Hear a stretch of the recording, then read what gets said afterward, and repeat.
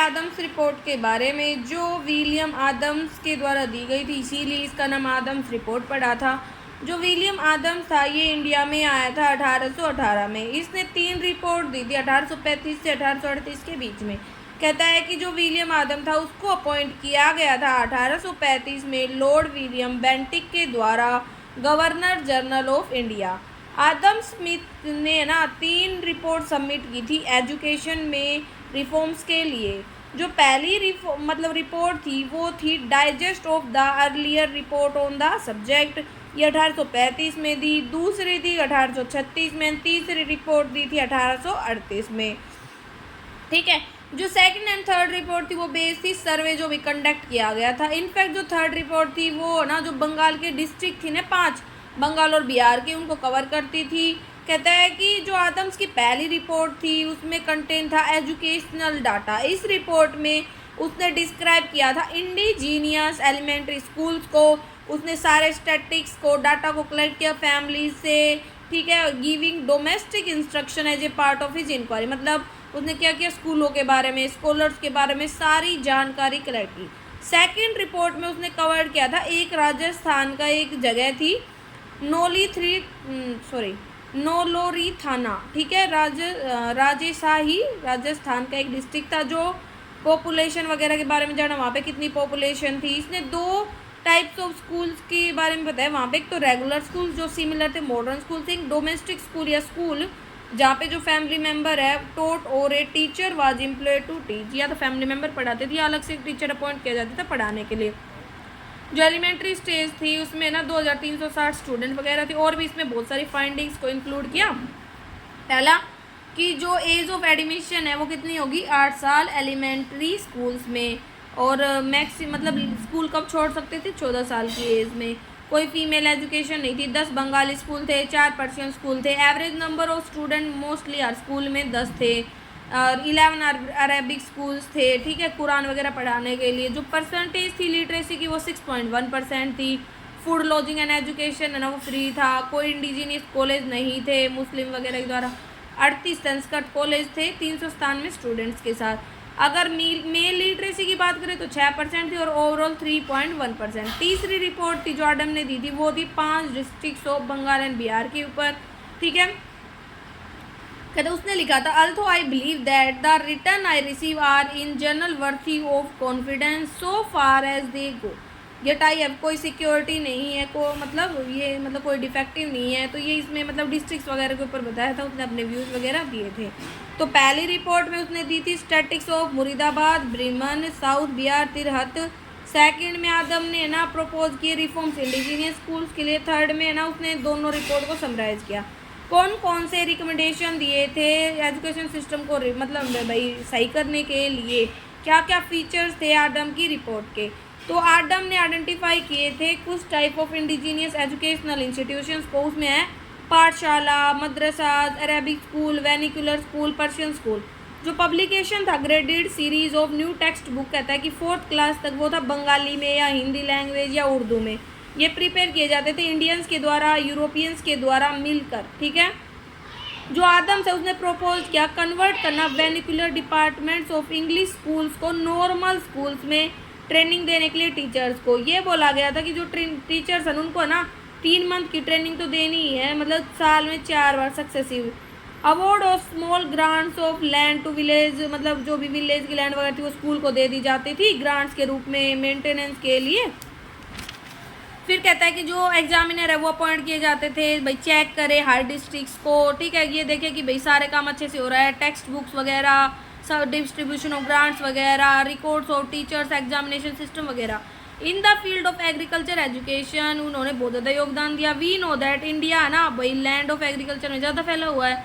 So organisation of experimental farms for agricultural education है ना वो आई।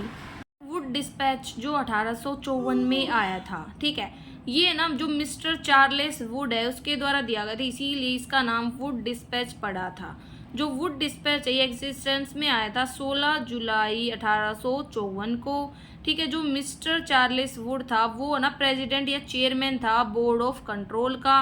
इसीलिए जो डिक्लेरेशन था वो ना वुड एजुकेशनल डिस्पैच के रूप में पड़ा था। ठीक है, ये डिसाइड किया गया था कि जो एजुकेशनल पॉलिसी है ना, मतलब of the company government through written by John Stuart, इसको हम नाम देंगे वुड्स एजुकेशनल डिस्पैच। देखो, जो मिस्टर चार्ल्स वुड था उसने अपनी रिपोर्ट दी थी लॉर्ड डलहौनी को। ठीक है, और कहता है कि इसमें इसने किस चीज़ के ऊपर फोकस किया था, इसने फोकस किया था कि है ना 7 साल की हमें फ्री कंपल्सरी एजुकेशन देनी है।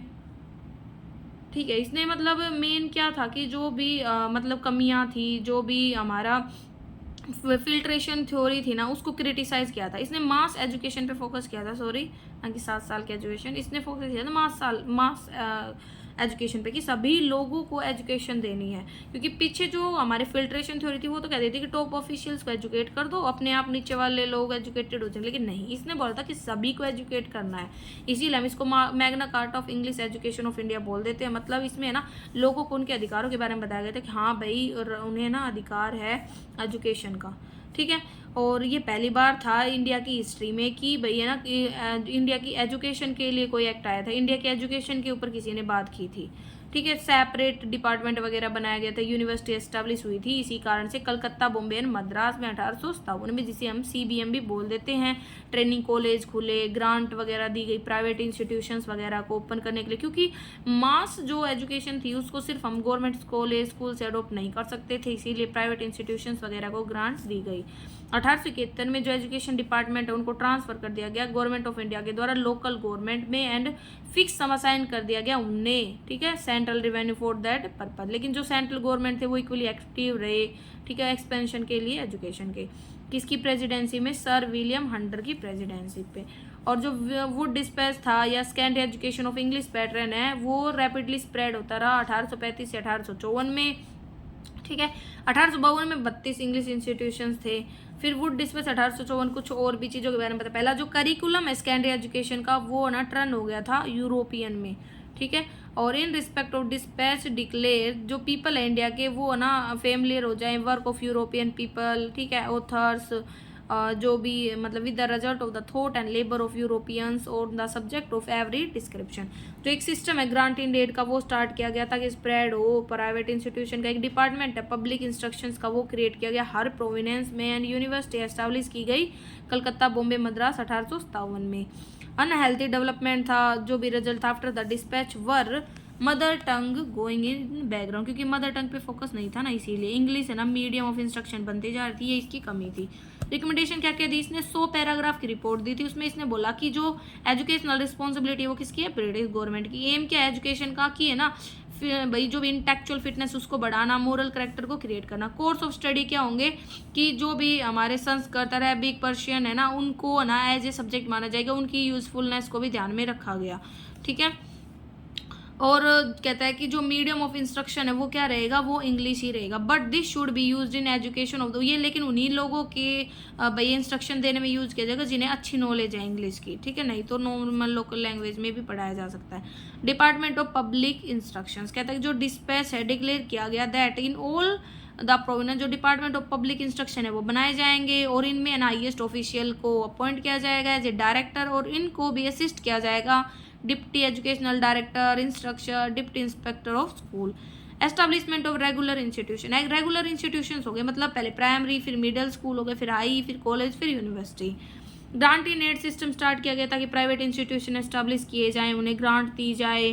ठीक है, और ना भाई मास जो एजुकेशन उसको अडोप्ट किया जाए। ट्रेनिंग ऑफ टीचर को प्रोमोट किया गया कि ज़्यादा से ज़्यादा हमें टीचर्स को ट्रेनिंग देनी है ताकि इफिशिएंसी बढ़े, वो प्रॉपरली अपनी एजुकेट कर पाए बच्चों को। जो ट्रेनिंग स्कूल थे उनको नॉर्मल स्कूल का नाम दिया गया था। एजुकेशन फॉर वुमेन के बारे में पहली बार बात की गई यहाँ पे, इसीलिए बेथन स्कूल खोला गया था 1849 में, जो सिर्फ गर्ल्स का स्कूल था। वोकेशनल एजुकेशन पे फोकस किया गया, मतलब ऐसी एजुकेशन दो जिससे है ना जॉब क्रिएट हो, मतलब जो वो उस चीज़ को सीख करके कुछ काम कर पाए, कुछ इनकम कमा पाए। क्योंकि देखो नॉर्मली हम पढ़ते हैं साइन थीटा कोस थीटा, लेकिन हमें ये समझ नहीं आता इनका यूज़ कहाँ है हमारे ऑक्यूपेशनल में। ठीक है, तो इनकोरेजमेंट टू ओरिएंटल एजुकेशन कहता है कि जो रिपोर्ट सबमिट की गई थी उसने सपोर्ट किया वेस्टर्न एजुकेशन को, English medium for the Indians. इसने रिकमेंड किया कि डेवलपमेंट करना इंडियन लिटरेचर को भी, सजेस्ट किया इसने बुक्स वेस्टर्न लिटरेचर की, साइंस की। कहता है कि ये सिर्फ इन्हीं लैंग्वेज में ट्रांसलेट नहीं होंगी बट जो ओरिजिनल बुक्स हैं उनको भी लिखा जाएगा। फिर एजुकेशन एंड सर्विसेज के लिए इसने बोला था कि जब भी सिलेक्ट करो कैंडिडेट गवर्नमेंट सर्विसेज के लिए तो उनके एकेडमिक क्वालिफिकेशन देखो, जिसके बाद अच्छी क्वालिफिकेशन होगी उसको प्रेफरेंस देनी चाहिए। और फिर इम्पैक्ट वुड डिस्पैच का प्रोग्रेस पे, तो इसने बताया कि इसने बहुत ज़्यादा मतलब भाई ग्रेट लैंडमार्क छोड़ा है डेवलपमेंट में। 1854 में जो नंबर ऑफ स्कूल है वो 1363 था, और बाद नंबर ऑफ स्टूडेंट है वो 46,605, लेकिन बढ़ गया फिर बाद में, ये सब बता रखा है तो इतना याद करने की जरूरत नहीं है, बस याद रखो 1882 में पंजाब यूनिवर्सिटी एस्टेब्लिश की गई थी। ठीक है, तो ये हमारा टॉपिक था।